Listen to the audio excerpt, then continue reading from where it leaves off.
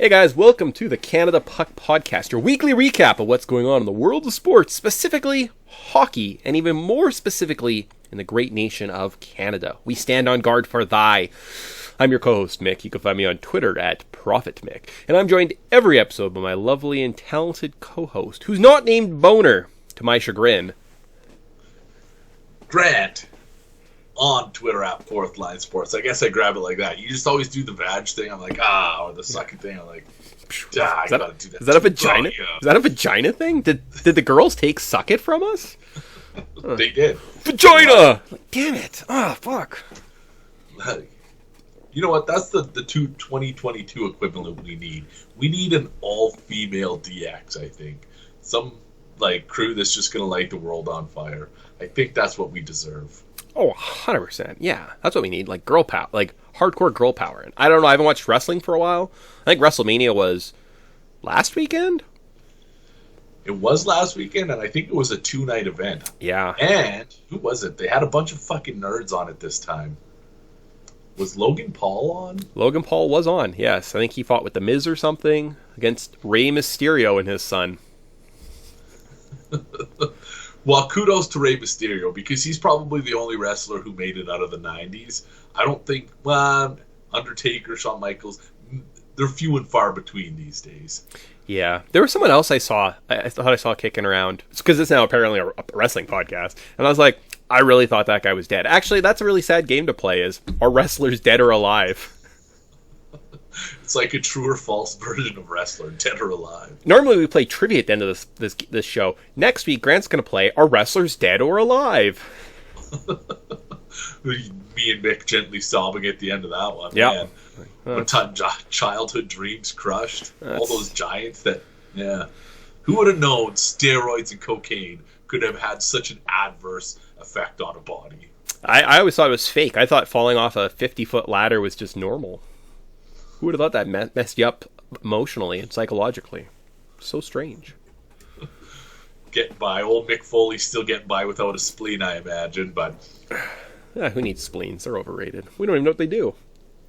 But if this is your first show, we don't just talk wrestling, which is kind of a shame. I mean, we don't really watch wrestling, so it would actually be a really terrible show. What do you think happened in wrestling this week? I don't know.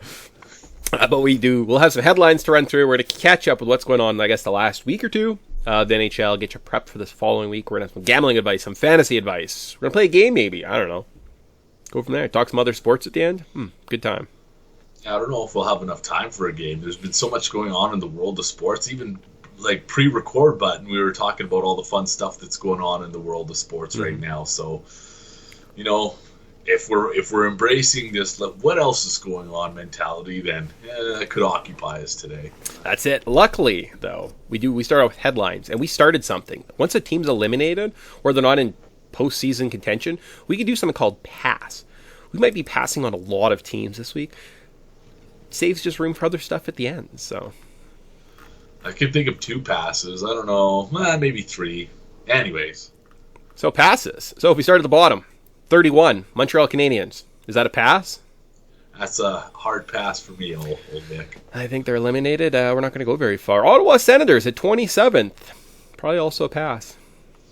I'll pass too. Drake Batherson's out tonight. It kind of upset me a little bit, but that's okay. There's still 12 games left to go? Man, that sucks. Huh.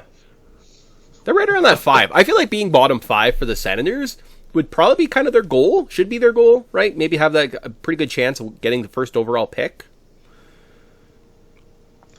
Who do you think deserves it more? All right, before we do pass, who deserves the first overall pick more, Montreal or Ottawa? Just those 2 teams. Oh, right now I think the Ottawa Senators are definitely the more fun pick, at least in my mind. But I also have this weird soft spot for the Senators where I kind of like them, and I feel like that one more insurgence of young talent, right? That one extra kind of piece maybe on the back end.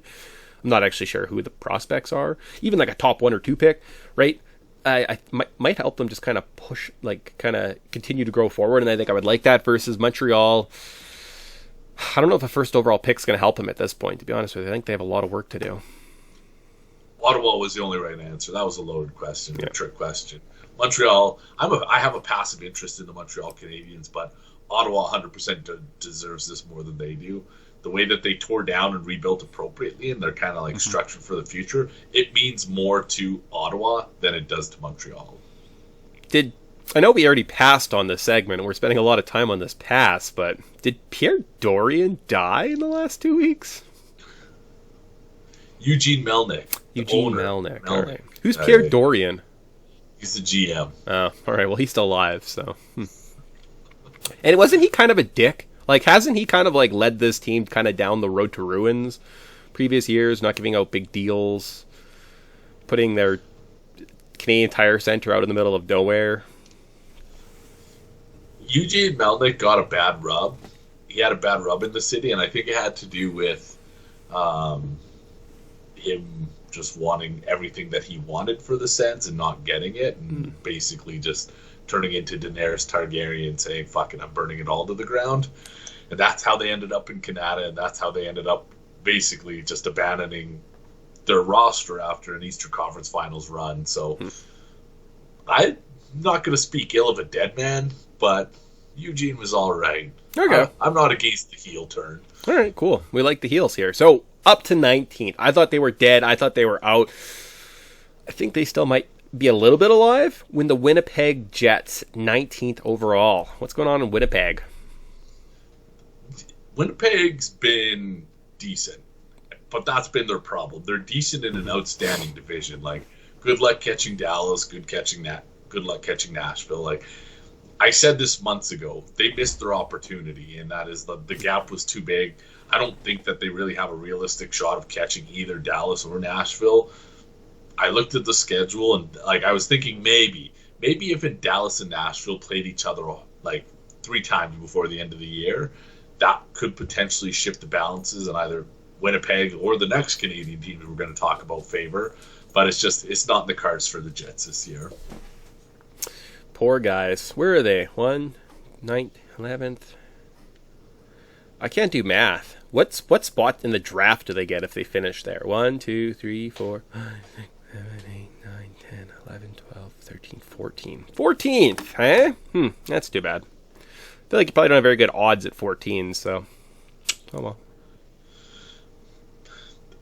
They have a good track record of drafting well, I would say. That's true. Yeah, actually, it doesn't matter where the Jets draft. They're always going to take like this prospect that's like blowing up everyone's radars and everyone's talking about for years to come. So, stupid Winnipeg. Stupid Winnipeg. Moving up one spot, though, to the Vancouver Canucks. They're still fighting for the postseason. What's going on with Vancouver? Vancouver pooped themselves a little bit earlier this week. Well, it wasn't even this week, spilling into last week. They had 4 straight games against St. Louis and Vegas. 2 against St. Louis, 2 against Vegas. They lost the first 3 before they knocked off the Knights at home. I think that was Thursday night. A little unassuming, but I would say that was their opportunity to close the gap because they, without question, they have to catch the Knights. And kind of indirectly, they had to, knocking off the St. Louis Blues would have given them the best opportunity because hypothetically, depending on how things shake out in the Central Division, they could also be chasing them in the standings. But they kind of dropped the ball a little bit. Big win 2 nights ago, or I guess that was 3 nights ago, and then they knocked off the Coyotes too. So again, I think it's just too little, too late. They closed the gap. I think the best opportunity they had kind of passed them by, and it would take the stars to align just right. Hey-oh, that was fully unintended, but the Dallas Stars would have to align just right for Vancouver to catch them in the post for the wild card spot. Just a little too late, eh?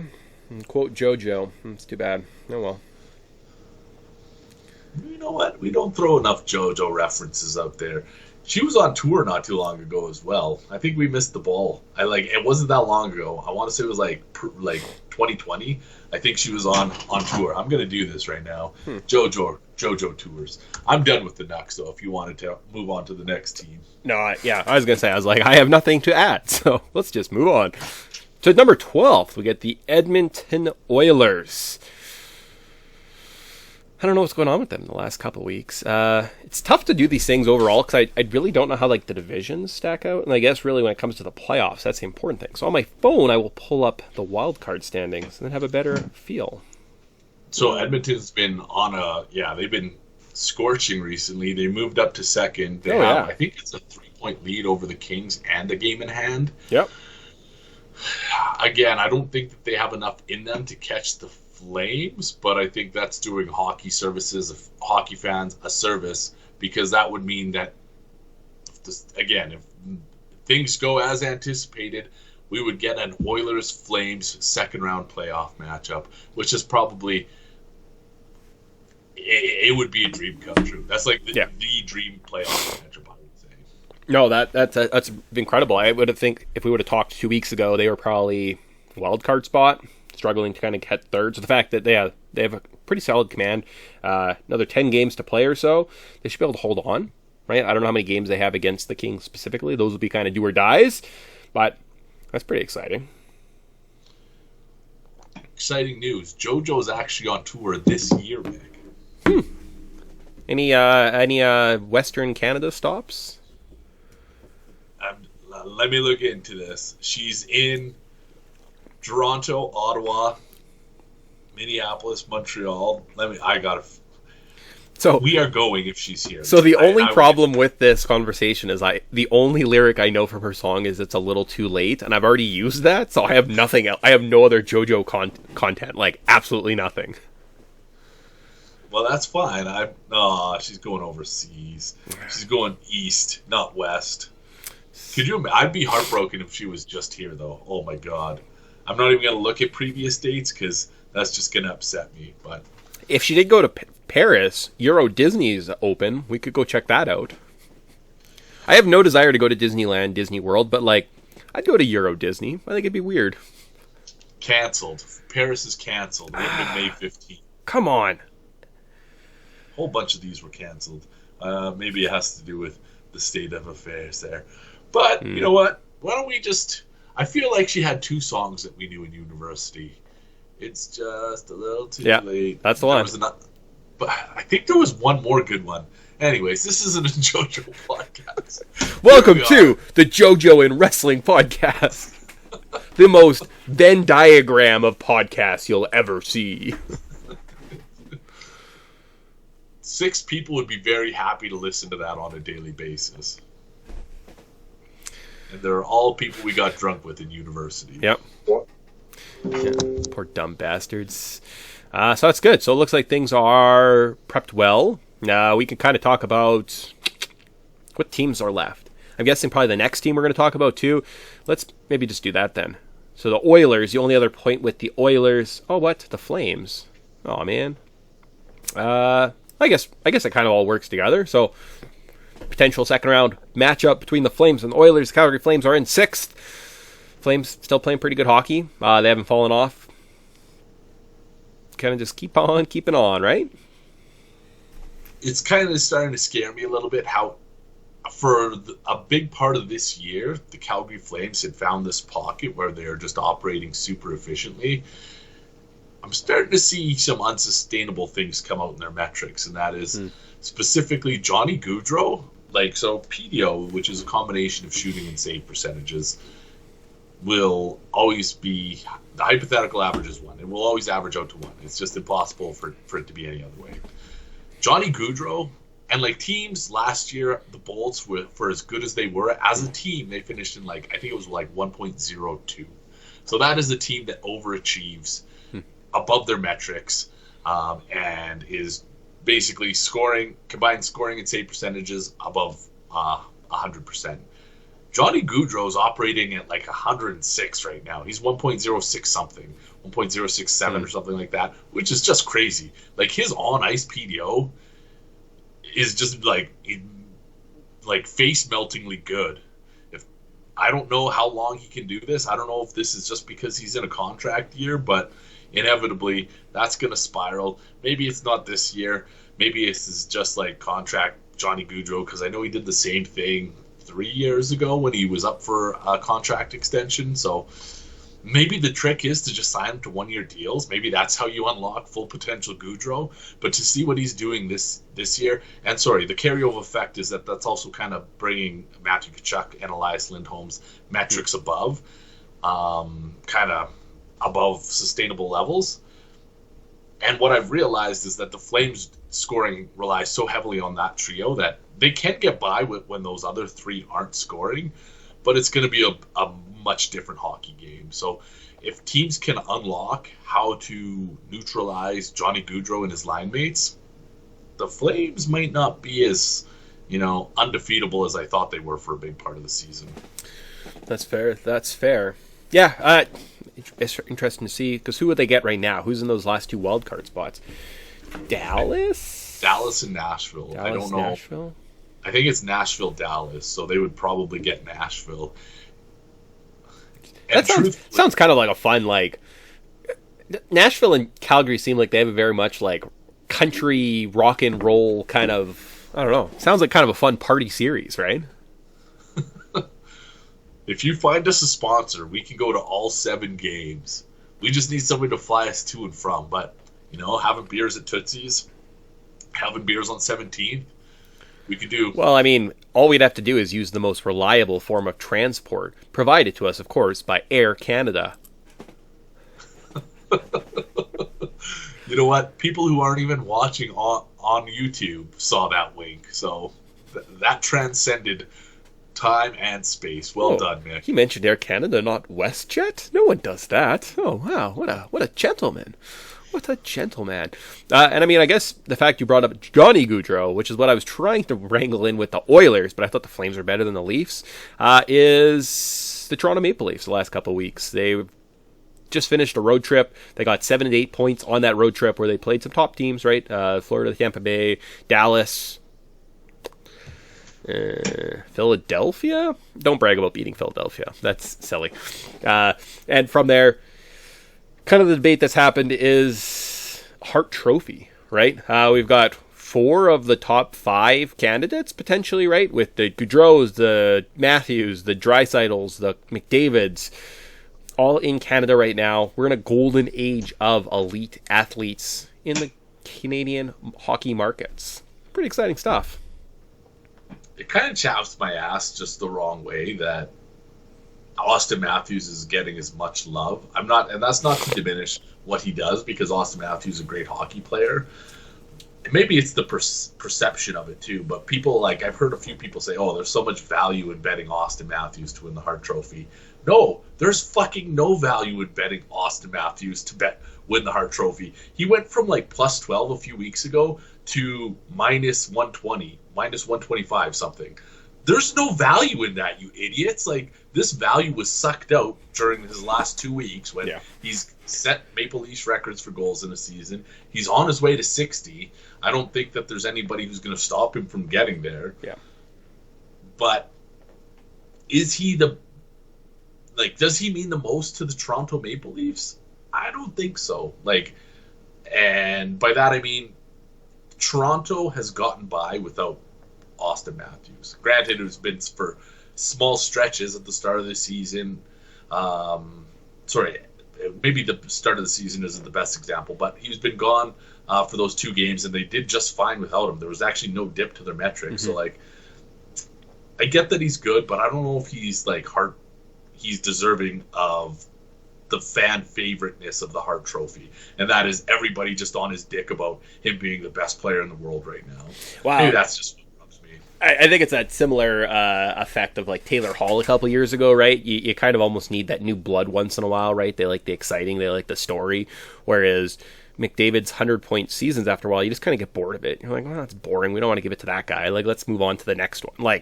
He only gets 100, why not 150, right? We're almost kind of pushed the bar for the McDavids of the world, right? So I think it's just kind of the exciting of we want something new. So I think he's getting a little bit of rub from that. But, I mean, if you want to talk about who's the most valuable, when Mitch Marner played on a line with John Tavares for a season, I think John Tavares got 49 goals and was denied of that 50 mark, which was kind of a big deal. So maybe it's not so much the goal scorer as the setup guy in that scenario. I said that last year. I think Mitch Marner's undervalued. I think that he doesn't get enough credit for what he does in Toronto. Where I was going with this, and I don't get me wrong, I know Connor McDavid's awesome, but if we're going based solely on, not solely on, but from an analytics perspective, Johnny Gaudreau is the Hart Trophy winner. I talked about it in the Flames and what he means to that team.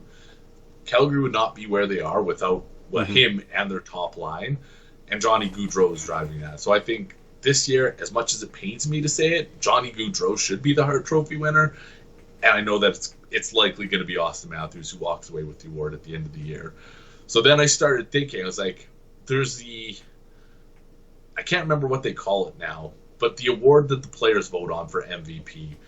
And I think that is going to carry more weight this year than the actual Hart Trophy. Art Ross? Is that Art Ross is for top scorer. Top scorer. Yeah, what is... Was it Ted Lindsay? Did they rename it the Ted Lindsay Award? Okay.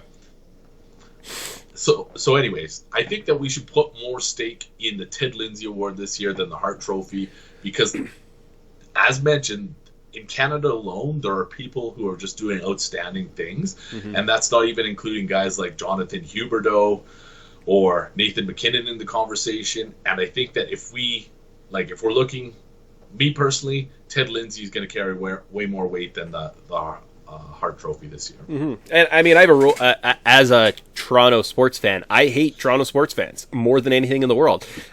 It's an overinflated market.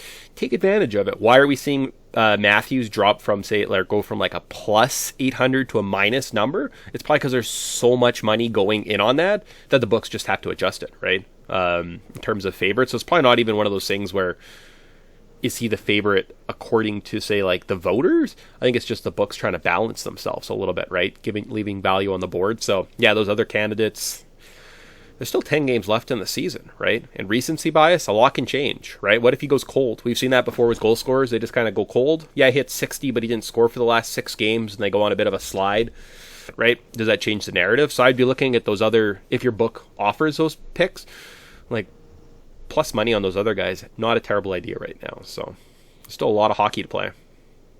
There's still a lot of hockey to play.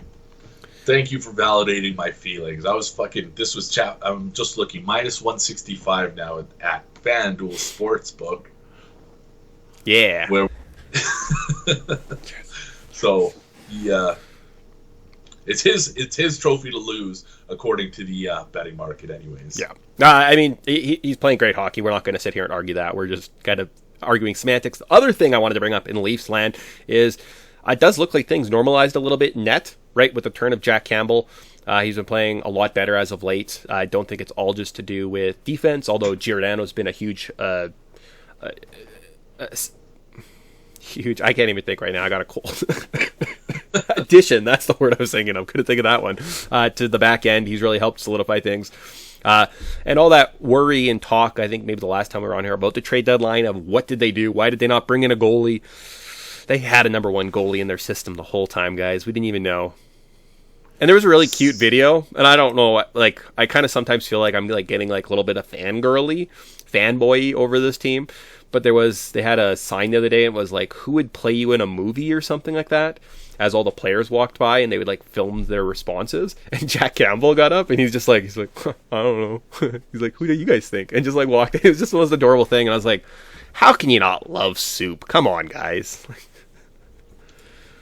Maybe I would love to see the interaction between you and Soup at like a romantic candlelit dinner table. Just giggling the whole time. I'd like tell a little joke, and he'd just like giggle and be bashful. And I was like, I'm the funniest guy in the world. Hiding behind the candlelight, just eating your soup, eating our spaghetti, and all of a sudden it's just like one long noodle. And we're like, oh, that would be that's the cinematic glory we need in our lives. Oh man! All right, let's do it. YouTube. really turning into Mike Myers on this show, eh? Huh? Or I guess Adam Sandler, or pick a choice. So there you go. Now you're all caught up. Now you know everything in the world. You know about playoff matchups. It's good stuff. I think the Leafs clinch a playoff spot tonight if they beat Montreal or go to overtime or like lose and other teams lose. So good times. It's that magical time when playoff, like, there's just a big gap between playoff contenders and also rans, and we're seeing that now. We're gonna witness it for the end of till the end of the season. Sweet yo. That wraps that up. Moving on to My Dirty Fantasy. let's throw together a little FanDuel lineup. See how that works. You know what? I'll tell you how it works, at least over on my end, and that is not well. No. Hockey in general has been a bit of a slog for me the last couple weeks. And that's probably best exemplified with my goddamn FanDuel's DFS lineups. Again, so we're 1 week removed from recording. I guess 2 weeks removed from our last episode. Again, 747th out of 1,190. So, not a good showing. Not a good showing at all. Yeah, who kicked butt this week? That's what I'm looking at, too, from this 2 weeks ago. I did nothing special. I had a Quinn Byfield put up 0 points. That was nice. Mike Hoffman, 3.2 points. And Pujarvi pooped the bed.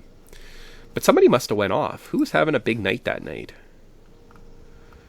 Draisaitl. Oh, I see. Draisaitl's. Well, that was a 9-5 Calgary game. Huh. Chris Tanev, 32 points. Draisaitl, 50-something points. Anyways, here for the last year, I've been talking Mick into bad, bogus plays. Mick, I am here to go first so that you can talk me into changing my roster because I need all the help that I can get. Oh, last week. So last week I put together, because I wasn't sure if we were recording or not recording. I kicked butt last week. I got 16th out of 51. I won $1. And I didn't have a goalie that played. I thought Dallas was going to beat San Jose, and I put Oettinger in net. Apparently he didn't play. So had I put the actual right goalie, I could have actually cashed in. That's pretty good. Good for me. I've been doing good with baseball. Baseball's been going good for me the last couple days. But I'm giving it another shot with hockey here. Do you have your roster up and ready? I do, but like I said, you go first, and then I'll make some changes to mine, and then regret it later. Sounds fun. Yeah, that sounds awesome. I'm starting up front. This worked for me at the start of the year, and I'm going right back to it. Connor McDavid, Colorado on the second night of a back-to-back. Edmonton's been playing good hockey. Colorado gave up 4 to Winnipeg last night. Makes me just wonder what Edmonton or Connor McDavid and the Oilers could do tonight. They've been, elevated play. He's worth the $10,100 in my opinion. We're going through a 4-player stretch on just one matchup, and that is the Ottawa Senators versus the New York Rangers. I don't think there's going to be an iota of fucking defense in this game. So, Mika Zibanejad, Artemi Panarin are my center and wingers. I've added Brady Tkachuk on wing and Michael Del Zotto on defense. The 3 forwards are all in the $7,000 range, but the offense on both teams runs through those players. Michael Del Zotto's been playing above average recently. He's factoring more to the scoring, so I'm hoping that continues tonight. On defense, Danny DeKeyser. I didn't have much money left in my bank. Detroit's playing at home. I know that Moritz Seider's the guy to be, and that's who I wanted, but I just couldn't afford him. So Danny DeKeyser, don't let me down.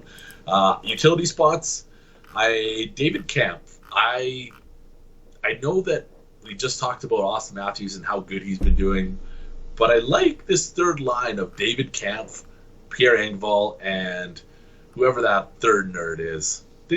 I like the way they play hockey. So David Kampf, I figured, was somebody who I had to include.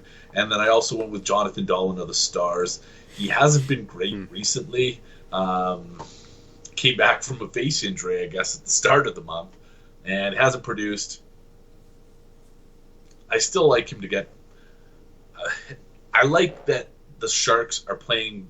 This is going to sound a little stupid when I go to my next pick, but I like that the Sharks are playing Vancouver. In Vancouver, I don't think that there's going to be a ton of offense, but I think that Dahlen's going to factor into it. And then you got to talk me out of Dahlen. That's what I need a hand with, 38. Sure. Anything other than Dahlen at 38, because I have Demko in net, because I do think that Demko at home is something else. So, all right.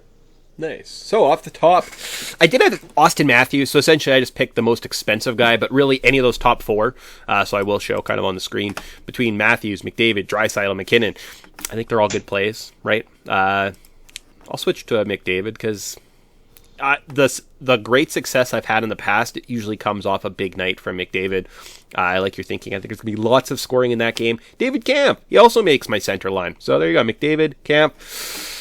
Sorry, guys. We've doomed you. On wing, I've got Josh Anderson. We haven't really seen much. I kind of feel like the Montreal Canadiens are going to be a little bit frisky tonight. They just always seem to be. So why not Josh Anderson? Johnny Gaudreau against the Seattle Kraken. Might also be a bit of a shootout there. Alex Pietrangelo and Eric Gudbranson on the back end at $66 and $4,100 respectively. I then had to go bargain diving, essentially, for my 2 utility spots. I found Zach Parise. I didn't even know he still played hockey. But for $4,200, he better still play hockey. And future superstar Philippe Zadina against the Blue Jackets at $4,200. He was picked like top 5 one time, so maybe he doesn't suck. I know Quinn Bayfield let me down 2 weeks ago, so I'm watching you, Zadina. And then I got Robert Lehner, Vegas against Arizona. That's just an easy win. All right. Well, you offered me no help here. No. So I'm just going to land on... There's 2 guys I'm deciding between. Andrew Ladd with the Arizona Coyotes and Philip Chittle, who's a game-time decision with an upper body injury. You know what? I'm going Andrew Ladd, and that will tie in nicely to my gambling picks. So in the past, like, I don't know if they've adjusted or things have changed, but in the past, like, putting a couple bargain players, I have 1, 2, 3, 4, 5 guys on my team right now below $4,500. I mean, I have 2 really expensive guys, but then that's it. I have, like, I guess Alex Pietrangelo is the most expensive D-man at $6,000, but I don't know. I kind of feel like maybe they've adjusted their prices or something in the last little while. I just feel like I didn't have as much liberties to kind of like go all balls out as I have in the past. So yeah, I think that they have I think that the upper tier to lower tier there's more of a gap now, and I think that's reflected in some of their prices. I'm not loving my lineup. This isn't a $1 tournament. Single entry tournament. I'm like, you know what? I should just enter this in a 25-cent tournament. I might tinker with this throughout the day. I like some of it. I don't like other parts of it. I don't know what I'm going to do. All right. Yeah, mine, I don't know. I made it last night. I don't overthink it. So I did change Matthews for McDavid because he's got to be quiet at some point. Like, he can't just continually score every single game, right? He can't. If I was good at editing, I would edit that clip over his 8-goal performance tonight, and just, really, maybe that's the clip we need to go viral. Yeah, there you go. He just can't score every single game, can he? Be talking about what a dick he is in the Hart Trophy race, and you talking about how he's never going to score again. Oh God, you should just put Matthews back in your lineup. You're going to regret it if you don't. Well, maybe I'll do that later. On to Bettor Advice. We take 100 theoretical dollars each and every week. We gamble it any way we see fit, usually on just hockey, though. Keep track of the results and brag about how freaking smart we are. 2 weeks ago, Grant, you do anything cool? I think I hit 1 overtime wager. Yeah, you did. But I think I pooped myself with the rest of them. So I was probably right around breaking even. No, not even breaking even, because I think I had 4 picks. So I probably lost about $30 that night. Son of a gun. I hit 3-team parlay. I had Montreal winning, maybe against Toronto. That sounds about right. Minnesota and LA, they all cleared. I feel like I came down to the wire too on one of them. Like, LA was down, but that won me $215. Good for me. Yeah, so I'm up $648 on the season. I pocketed $124 last week. I'm going to donate some of the bet to Vegas this week because that's just the kind of guy I am. So I got 3 picks. Grant, how many do you got? Well, I only had 3 until I had to throw this to try and catch up. So I'm up to 4 picks. All right. So, but I'm guessing one of them is just a parlay of everything else. So it doesn't really matter who goes. No, it doesn't. All right. But you know what? I'm going to take the lead on this because you go first all the time, and I try to harness my inner Mick, because this is one of the things that hasn't been going well for me recently is betting on hockey. I don't know what the hell's going on, but I'm going back to old reliable. I got 2 overtime picks, and I have 1 money line pick. Florida Panthers at Nashville Predators. 2 somewhat evenly matched teams. Both teams like the free flow offense. The thing that clinches it for me is second night of a back-to-back for the Florida Panthers, which is just that, like, one of my favorite overtime spots. So overtime in that game at plus 350, $30 to win 105. I'm hoping that hits so that I will at least just break even and then maybe offset last week's losses, or 2 weeks ago's losses. But that's my, I've rated these as confidence. That's my most confident play. All right. What am I most confident about? We'll start. If I'm going to do that, then I'm going to go to I have a parlay, a single parlay on the board. 2 teams. I have the over 6.5 goals in the Colorado Edmonton game, parlayed with Vegas beating the lowly Coyotes. If you're in a playoff hunt and you can't beat the Coyotes at this point, we should just kick you out of the league. Like that's demotion. So there you go. So at plus 136, nothing great. I'm gonna put $40 on that bad boy. Maybe the punishment should be they actually have to play at ASU, their home games, instead of Vegas. That would just be more demoralizing than actually getting kicked out of the league. Yeah, that'd be worse. Who'd want to play at an ASU arena? I don't know. I can tell you who won't want to play there. That's the Edmonton Oilers, because the Edmonton Oilers are a good team at home. They are also playing on the second night of a back-to-back. However, Colorado's coming off of last night's game in overtime. I'm less convinced that one goes to overtime. I'm more convinced that Edmonton wins, especially at plus 100 underdogs. This line has come down a little bit, but it's currently sitting Edmonton plus 100. So that's where I've locked in at $30 to win $30. Sweet. Speaking of Alberta teams, I'm going to take the Calgary Flames minus 1.5 at plus 115. I like getting some plus money there. I think the Kraken just suck. Come on, Calgary. You can't be the 6th best team and lose. Otherwise, you're getting demoted. You're in ASU next year, and you don't want that. So at another $30 at plus 115. Second play of the day. ASU is going to be a crowded building. Maybe we could demote Calgary back to Atlanta because they had even less fans than ASU. Yeah, that's a good one. I'm flying, you know what, I'm taking the contrarian approach on my last pick, and that is why it's rated as my least confident. Mick, I'm sorry to say this, but Vegas and Arizona is going to overtime tonight, plus 450. It just feels like this has been a bit of a disappointing year for the Vegas Golden Knights, and I feel like this is just kind of like the icing on top. Every once in a while, there's these games that like, how they end up in overtime is just fucking beyond me, and I think this is one of those games. So at $30, this one goes to overtime. Through $30 to win 135. I also tidied it all up with a 3-leg parlay. All 3 of those picks plus 4,850, so $10 to win 485. Ooh, that'd make it close. That would close the gap a little bit towards the end of the year. Final pick. Emotional hedge? I don't know what you want to call it that. I'm going to take Montreal plus 1.5 goals at plus 135, and I got $30 on that play. Could they straight up win? Why not? If you look at the Toronto Maple Leafs record over the last month or so, they beat great teams, and then they lose to Buffalo and Montreal. So explain that one. I will not, but thank you for asking. And like the line, I think Toronto right now is like, it was like minus 480 or something like that. So they obviously must also be looking at this being like, there's no way they lose again to Montreal. Like, Montreal's so terrible. There's no way they beat the Leafs 3 times on Hockey Night in Canada this year. Like, it's impossible. So I think the line is adjusting, figuring that. So c'est impossible. Well, we'll see. We'll see. I know Carey Price and Suzuki and Caulfield were at the Jays game last night, so maybe they got inspiration. Isn't that funny? Carey Price is just like, I love Carey Price. He's my homeboy. Definitely fanboy over him. He's like, I'm going on one last roadie with the boys. I'm going to Toronto. I'm going to home openers. He's basically just been sitting in Montreal all year until the last week. He's like, yeah, you know what?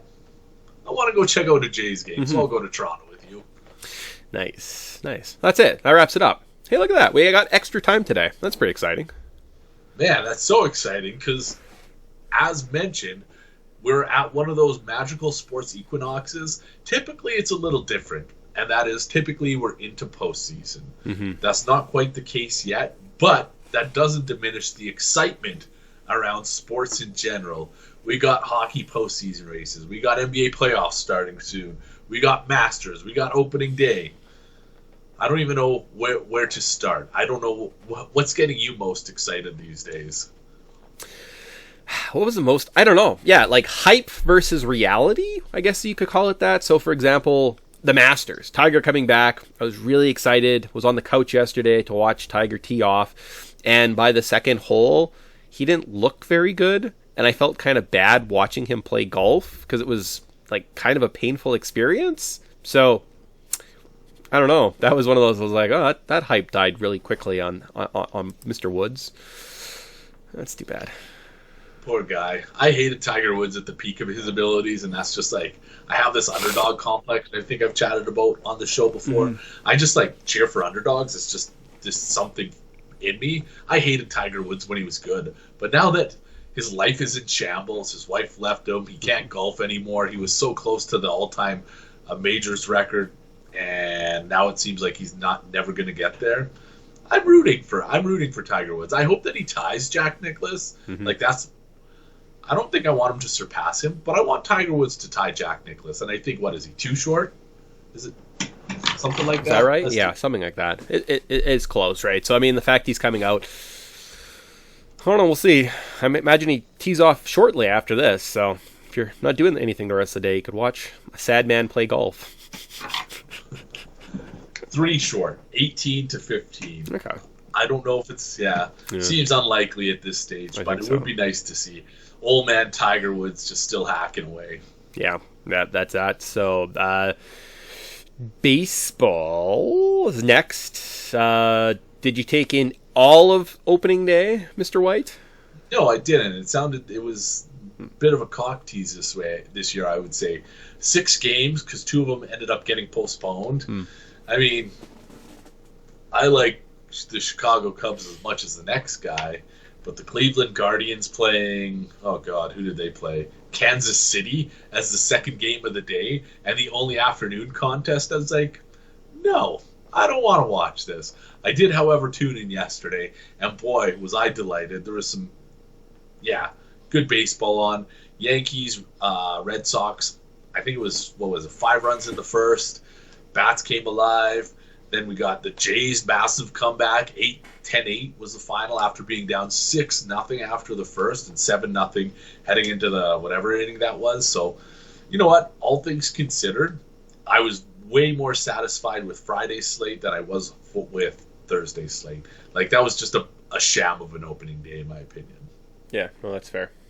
I'll be honest with you. I had no idea that baseball started on Thursday. So I was like, those are some crappy games to have on like a Thursday, the last day of like spring training or whatever this is. I was like, that's all right. Baseball starts tomorrow. Yeah, and you know what? You're right for mistaking those as spring training games because there was nothing. San Diego, Arizona, like that's the nightcap. Get the fuck out of here, MLB. How did you? And you know what? The icing on the cake is the cherry on top is the site wasn't even working. I couldn't even log in to watch baseball. I was like, why? Why baseball? How do you somehow lower the bar every time I try to get on board with you and you somehow set the bar even lower? You find a new low to achieve. Yeah, they do seem like they really just don't care. Like I've never, like sometimes you get with that, like some companies or like people, in your life, they just like stop caring. And that's where baseball is. They're just like, whatever, who cares? Working sites? Who even uses the internet anymore? Our demographic doesn't use the internet. Oh, yeah, of course. Old 90-year-old Jim Bob out in Saskatchewan. You're right, he doesn't use it. But he loves his baseball, so... Yeah. Poor Jim Bob. And as exciting as opening day was, I feel like the excitement of the NBA postseason is even greater. Mm-hmm.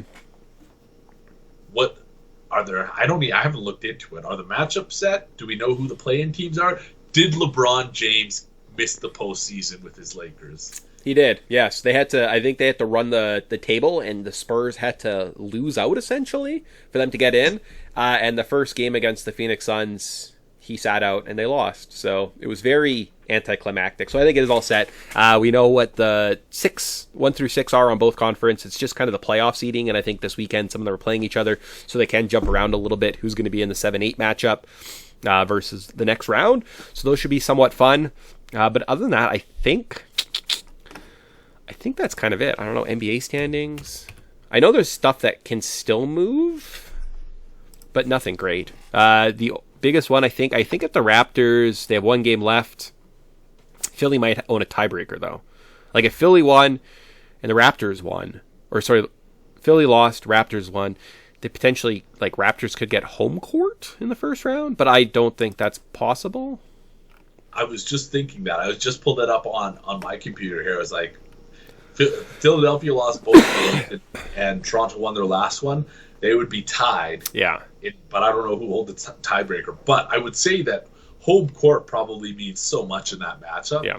At least for the Raptors. Like, they need home court, I would say, to knock off the 76ers. Oh, and I mean, the Raptors don't have a top. Although Siakam's playing good basketball right now. Like, he's looking like a little bit of a baller. They're just going to be a pain in the butt.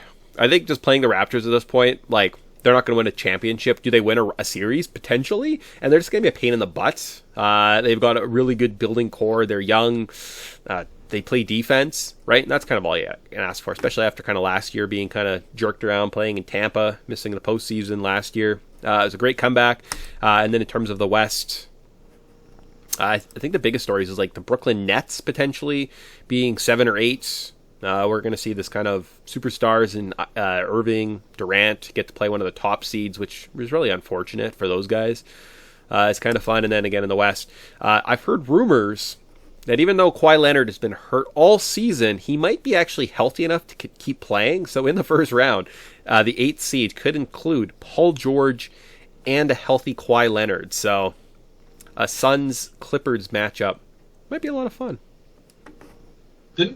Those teams met in the Western Conference Final last year, didn't they? So. Well, I guess there'd be a chance if they're 8, they'd probably beat the Timberwolves. They'd be in 7, so it'd be like the Grizzlies. So the Grizzlies, John Morant's had this historic season. He's played his heart out, and then they get Kawhi Leonard and Paul George in the first round of the postseason. And you'd be like, really? That sucks. Oh, yeah, I see there. If Minnesota knocked off San Antonio and LA got past New Orleans, then LA would be the 8th seed. So the way it works is 7 and 8 play. The winner of that is then 7th. The loser then like 8 and 9 will play, and the winner of that goes to play the loser of the 7 and 8 for the 8th seed. That's so dumb. That's like the page playoff in the curling. Yes. I don't like that. I don't like it either. I think it should be a win and you're in kind of thing. So you're right. 7, in my mind, should play 10. And 8 should play 9. We'll leave it at that. We don't need to ruffle any feathers at the NBA. Because they're our backup plan if this NHL thing doesn't work out. Yeah, because I mean, we were thinking about baseball. Baseball was the next logical step, but apparently people that like baseball don't like the internet, so we're doomed. Yeah, unless well, we could get a ham radio show. Print media and ham radio. I think we could have something. So, all right. We're not kidding either. Oh man, we have more time left. All right, let's play a game. What do we got? I got a box full of cards. We haven't opened cards for a while, so. I stopped myself from grabbing a pack of cards at Shoppers yesterday. They were the MLB Panini cards. Last time I was at a Shoppers, I found some Mosaic NFL ones that I was really, really happy about. Panini MLB just didn't hold a candle to that, so. All right, what do we got? Do I want to open this? Maybe. I bought some cards. I just sometimes buy you cards when I see them. It's a weird thing I do. Aww. All right, so I got 4 packs of cards here. I don't know what game we're gonna play.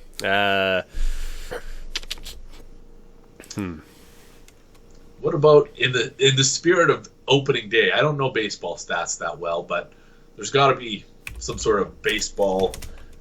Oh, Albert Pujols. Now, you know what? I'll leave it up to you. Yeah. What do we want to do? MLB 2021. Leaders.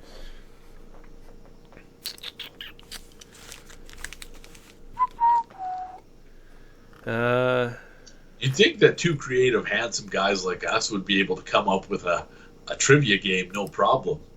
Especially with all the cool sports we were just talking about. Yeah. You'd think this would be the simplest thing in the world, but it is not. All right, so we've got top 5. We'll keep it simple. I've got 4 packs of cards. We're going to call them 1, 2, 3. So, top prize. If you can get all 5 of the players, I'm going to ask you this. You can have an NBA Optics pack. All right. If you get 4, well, you can do a Topps Baseball Series 2. 3, you get Upper Deck Series 2 for NHL, and if you get, this is our consolation prize, just an O-Pee-Chee pack. So, all right, what's the question, Grant? Let's expand it to 8 because you can get 3 strikes. What's the most? Oh man, how does that work? 1, 2, 3, 4, 5, 6, 7, 8, and that kind of works. Grant, last year was the 2021 regular season for the MLB. On opening weekend, it would only be fitting that we look back in time. Grant, everyone loves home runs. Can you name the top 8 players that led the league in home runs last year?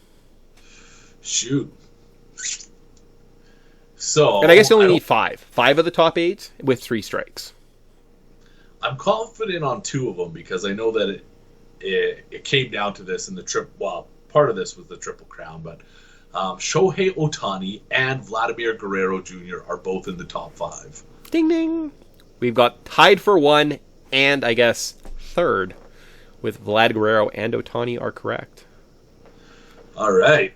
Well, one more and I'm off those crappy O-Pee-Chee cards, so that's kind of a good thing. Upset Connor McDavid. Who else was raking last year? Juan Soto. He fucking bagged a whole bunch, didn't he?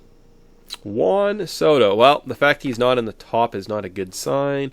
Juan, I think we're going to have to give you an X on that one. Man, maybe it was... It was 2 years ago, I think he led the league. I think so. Maybe it was a shortened season. Yeah, Juan Soto at 44. Tied for 44 overall. How many did he have? 31? Was it 31 last year? 29. All right. Climbing back up here. Who else had a...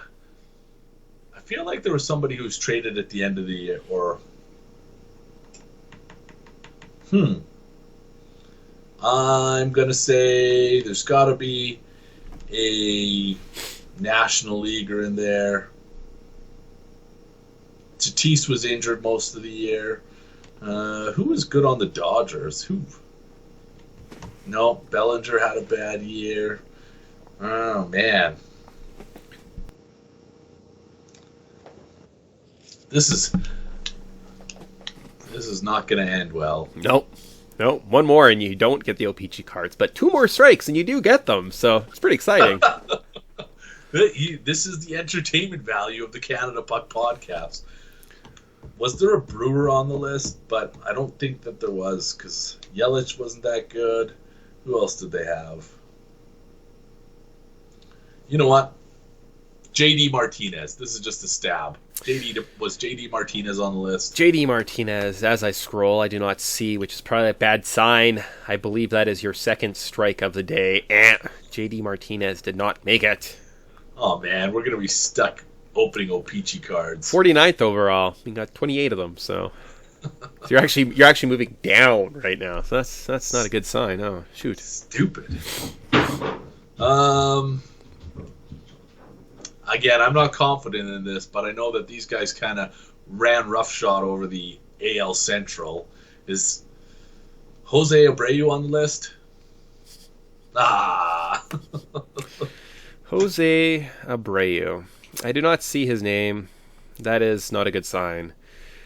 I do not think he made the front page, so that's too bad. damn it. That's a shame. All right, well, you really bragged about not opening those O-Pee-Chee cards, and then you open them, so. Well, all right, so let's go. So tied for 6. There's 4 players. We could have had Brandon Lowe for the Rays, Aaron Judge, all rise, for the Yankees, Mitch Hanginger for the Mariners, and Matt Olson of the Oakland Athletics. All right. They all had 39. At 42, we did have Fernando Tatis. You should have looked at the Jays a little closer, and you would have got the number 4 guy with 45, Simeon. And then tied with Guerrero at the top was Salvador Perez. Yeah, I never would have guessed Perez. I was thinking Judge, but then I was like, what about, was it Judge or Stanton? I was like, I'm staying away from the Yankees. And that's how I added up on JD Martinez. Maybe I could have talked through that a little bit more in the heat of the moment. Fucking Jose Abreu and his 30 home runs. Go to hell. Stupid. But wonder what Grant won. Could be something cool. I did open some cards. Speaking of cards, they were like in a green O-Pee-Chee set, and they're really nice. Like, they kind of look cool. Like, they're like paper cards. I don't know. I got a ton of them. Like, did I get anyone cool? No, I did not.